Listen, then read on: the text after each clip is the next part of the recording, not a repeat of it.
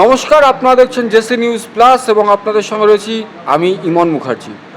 এই মুহূর্তে আমরা চলে এসেছি ক্যালকাটা হাইকোর্টে এবং আমার সঙ্গে রয়েছেন দুই তরুণ আইনজীবী। রাজ্যে এক মাসের বেশি হয়ে গেল নতুন সরকার অর্থাৎ বিজেপি সরকারের। প্রচুর প্রতিশ্রুতি দিয়েছিল তারা ভোটের আগে। আমার সঙ্গে রয়েছেন দুই তরুণ আইনজীবী।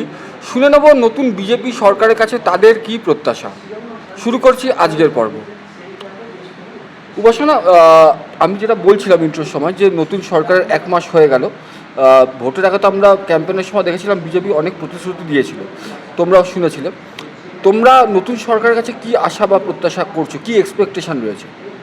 আমি ভোটের আগেও বলেছিলাম কি মেয়ের জন্য চাকরির সুযোগ বা মেনলি মেয়ের জন্য সেফটির সবথেকে আগে দরকার। আমরা তো মেয়ে আছি, তো আমরা টিএমসি সময় ফেস করেছি অনেক কিছুটা, তো আমরা সেটা ভাবছি কি এখন এই সময় এই সব ফেস করতে হয় না। আমরা মানে মানে সেটা ভাববো কি সে যে রাম যুগ ছিল সেই রকম যুগটা এসে যায়। তো আমরা সেই জন্য প্রত্যাশা করছি। তারপরে সেকেন্ডলি হচ্ছে কি চাকরির সুযোগ, মেয়ে না ছেলে সবাইকে চাকরি দেওয়া হোক। তারপরে কৃষি উন্নয়ন কাজ হোক, অনেক বিভিন্ন তরফ থেকে কাজ।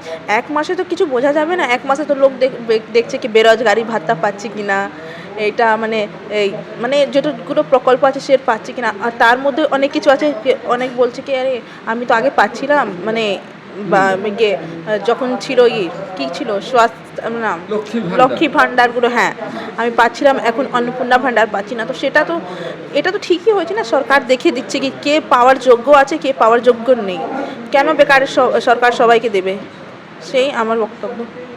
মানে তুমি বলছো এক মাস এনাফ নয়, মানে আরও সময় তো দিতেই হবে এবং যেই প্রতিশ্রুতিগুলো দিয়েছিল মানে নারী সুরক্ষা, ওম্যান এম্পাওয়ারমেন্ট বা ওম্যান সেফটি, সেগুলোই তোমার কাছে প্রায়োরিটি। বুঝতে পেরেছি। এবার আমি চলে যাবো আমার ডান দিকে যিনি আছেন সৌমির কাছে। সৌমি, একই প্রশ্ন থাকবে তোমার উদ্দেশ্যেও, যে নতুন বিজেপি সরকারের কাছে তোমার কি এক্সপেকটেশন বা প্রত্যাশা? সরকার এক মাস এসেছে, আমি বলবো এক মাসের মধ্যে অনেক কাজ কিন্তু উনি করেছেন। যা যা প্রতিশ্রুতি উনি ভোটের আগে দিয়েছেন, উনি বলেছেন অন্নপূর্ণা ভাণ্ডার নিয়ে আসবেন, অন্নপূর্ণা ভাণ্ডার নিয়ে এসেছেন। উনি বলেছেন যে যুবসাথী যা আসবে সেগুলো কিন্তু আসবে ধীরে ধীরে, টাইম লাগবে।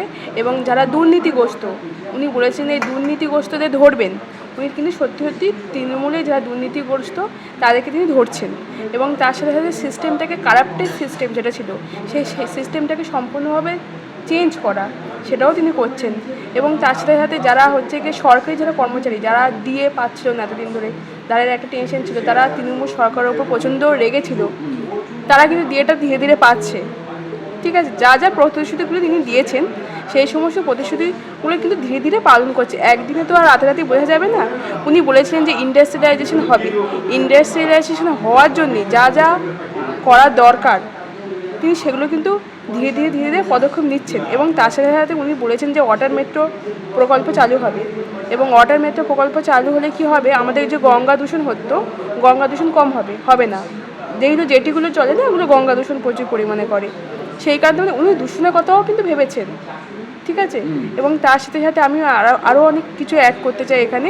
ইনি অনেকেই বলছেন যে হকার উচ্ছেদ হচ্ছে কেন, কিন্তু একটা জিনিস বুঝতে হবে, যে সমস্ত হকার ট্যাক্স দেয় না সরকারকে, একটা সরকার একটা রাজ্যকে চালাতে গেলে না ট্যাক্সের টাকার প্রয়োজন হবে, টাকাটা তার রাজ্যবাসীর কাছে তুলতে হবে। এখন যদি কোনো যারা হকার বসেছে তারা যদি সরকারকে ট্যাক্স না দেয়, সরকার ট্যাক্স কালেক্ট করবে কী করে? তাহলে তো তৃণমূল সরকারের মধ্যে চুরিচামারি করতে হবে, তারা তো করবে না।